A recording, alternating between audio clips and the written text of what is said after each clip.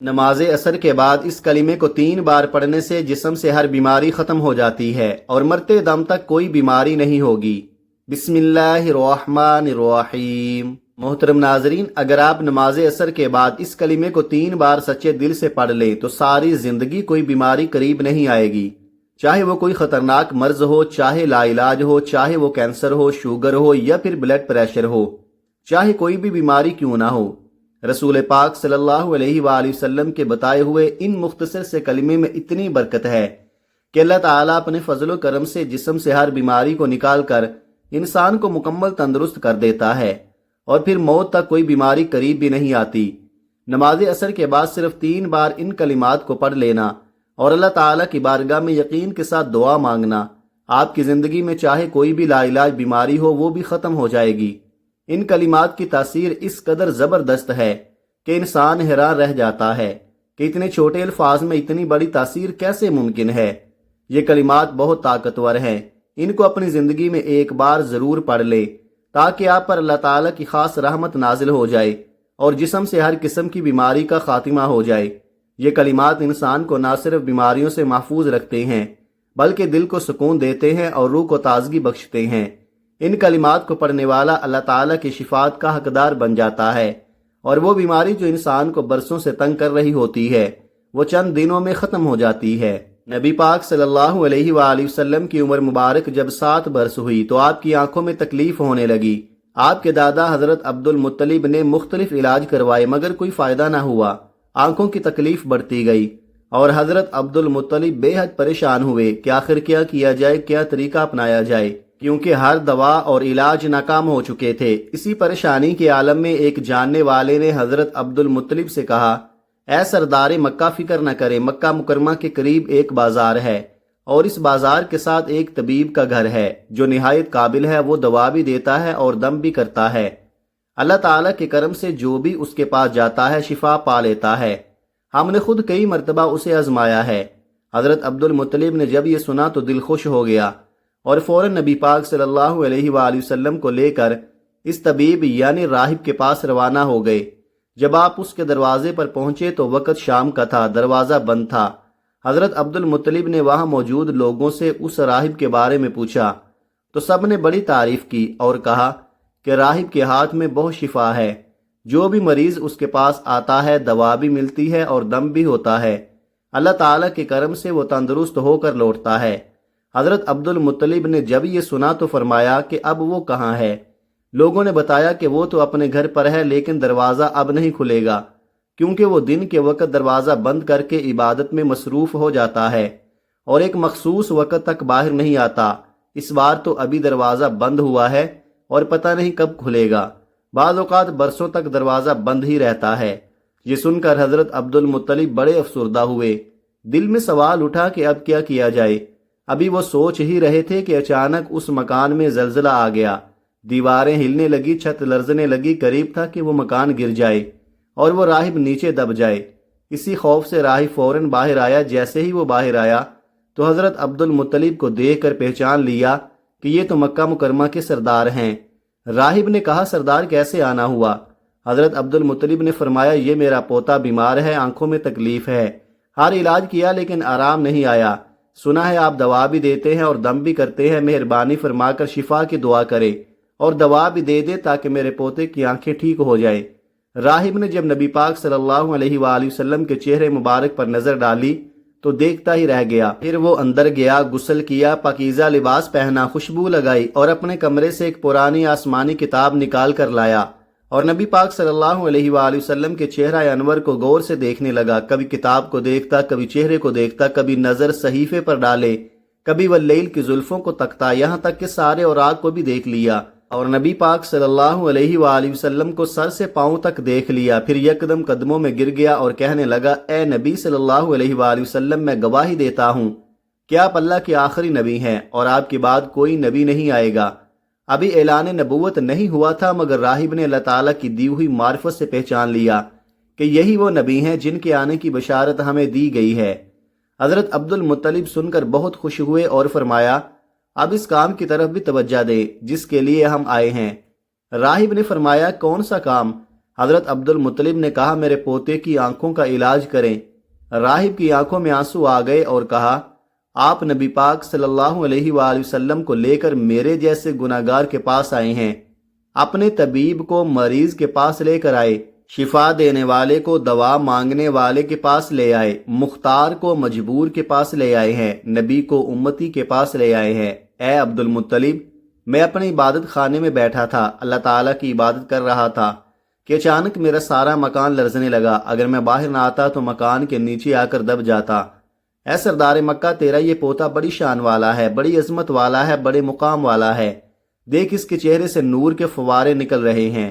کائنات کے یہود اس کے دشمن ہیں، اسی طرح لے کر اس کو نہ پھرا کرو، کہیں کوئی یہودی اس کو تکلیف نہ دے، اس کو اپنے گھر لے جاؤ۔ حضرت عبد المطلب نے فرمایا آپ نے میری بڑی رہنمائی فرمائی، شکریہ، لیکن اصل مسئلہ تو اپنی جگہ رہا، جس مقصد کے لیے آیا تھا وہ تو حل نہ ہوا۔ تو راہب نے مسکرا کر کہا اے سردار مکہ، ان کی آنکھوں کا علاج خود انہی کے پاس موجود ہے، آپ کو پتہ ہی نہیں۔ فرمایا کہاں ہے علاج؟ راہب نے کہا سردار مکہ، نبی صلی اللہ علیہ وآلہ وسلم کا لعاب مبارک نکال کر ان کی آنکھوں میں لگائیں، یہ بالکل ٹھیک ہو جائیں گے۔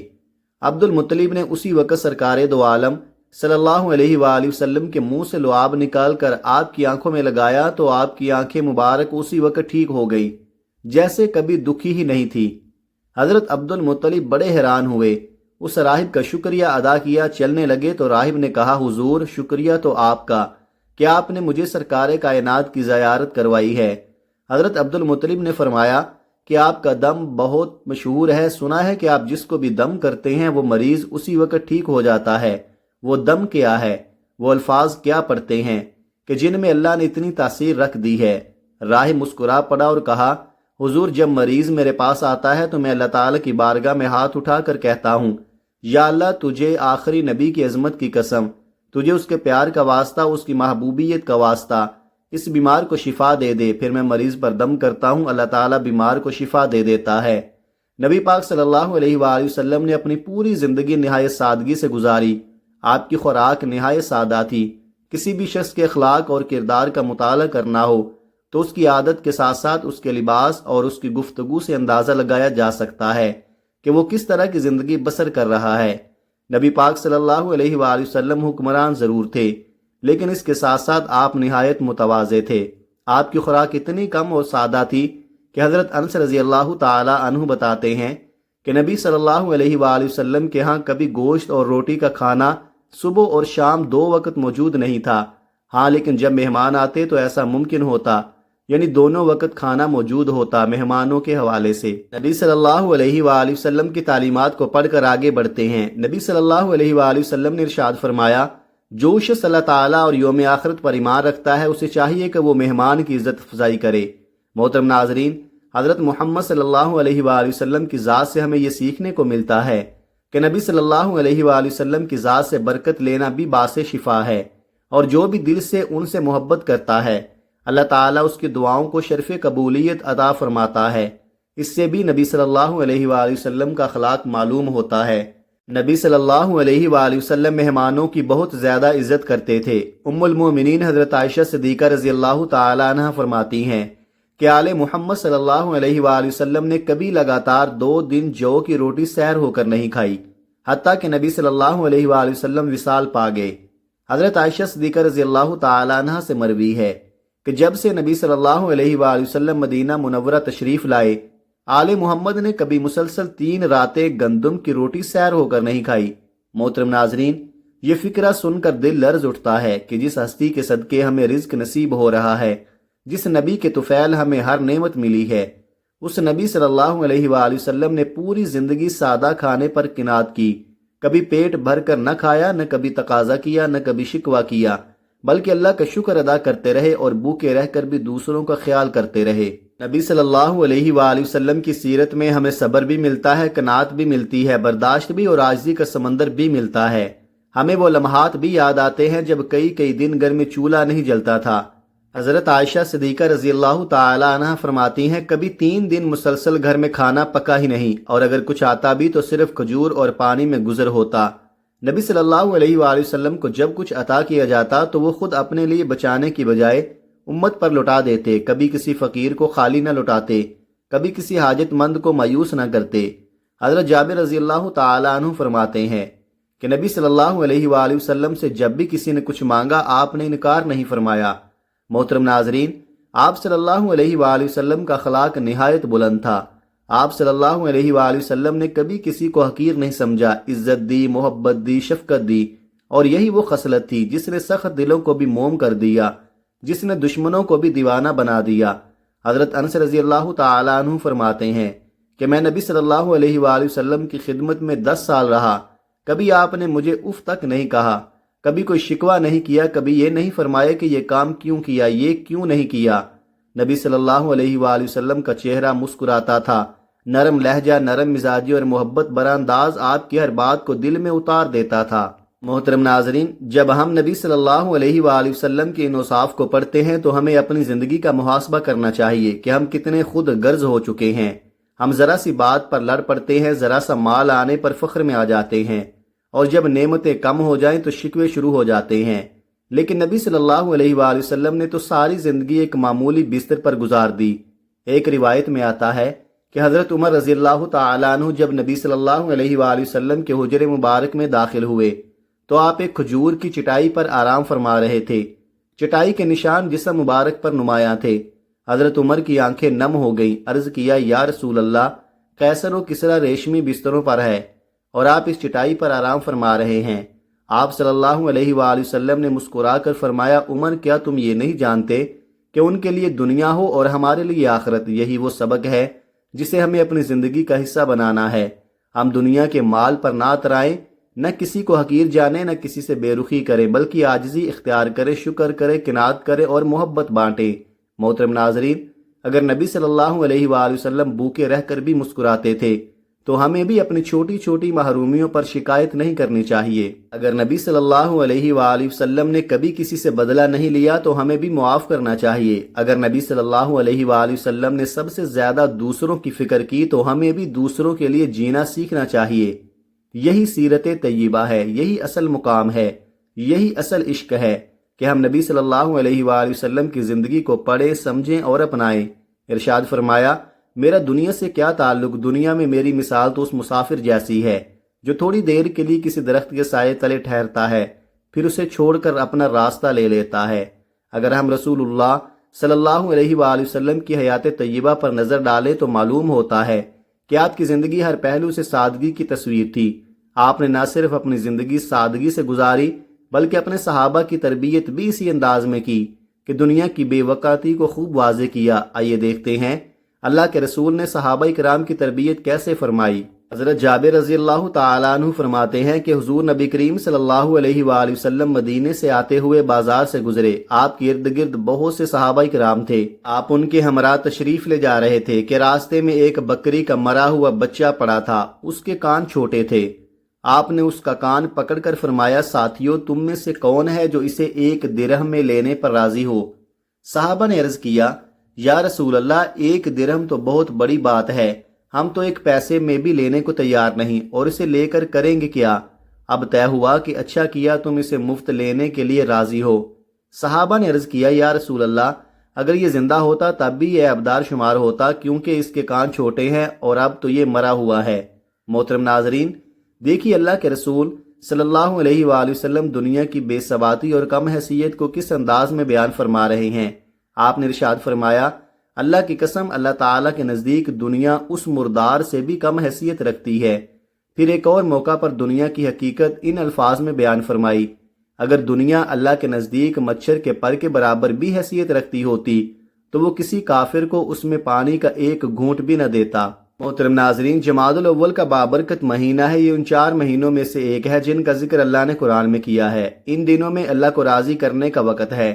ان دنوں میں اپنے نفس کو قابو میں رکھنے کا وقت ہے، دنیا کی حقیقت کو سمجھنے اور آخرت کے لیے تیاری کرنے کا وقت ہے۔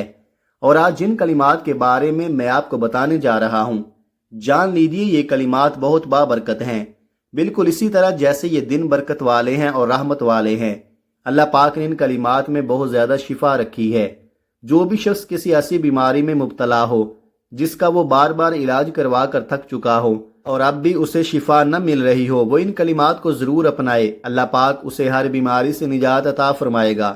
آپ نے یہ کلمات اس طرح پڑھنے ہیں کہ جب آپ نماز عصر ادا کر لے تو سب سے پہلے ایک بار درود ابراہیمی پڑھ لے اور اس کے بعد ایک بار اعوذ باللہ من الشیطان الرجیم بسم اللہ الرحمن الرحیم پڑھ لے۔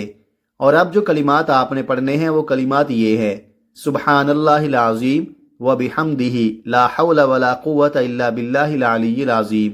آپ نے ان کلمات کو نماز عصر ادا کرنے کے فوراً بعد صرف 3 بار پڑھنا ہے۔ جب 3 بار یہ کلمات مکمل ہو جائیں تو پھر آپ نے لا الہ الا اللہ کی ایک تسبیح پڑھنی ہے، اور جب آخری دفعہ پڑھیں تو ساتھ محمد الرسول اللہ بھی پڑھے تاکہ آپ کی تسبیح پوری ہو جائے۔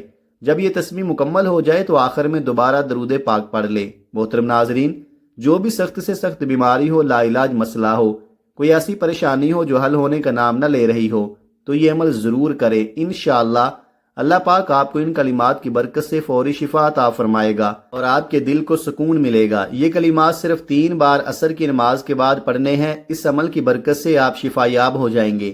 آج کا یہ وظیفہ آپ کو بتا دیا گیا ہے۔ یہ صرف بیماریوں سے شفا کے لیے نہیں بلکہ زندگی کے ہر پہلو میں اللہ پاک کی خاص انعامات کو حاصل کرنے کا ایک ذریعہ ہے۔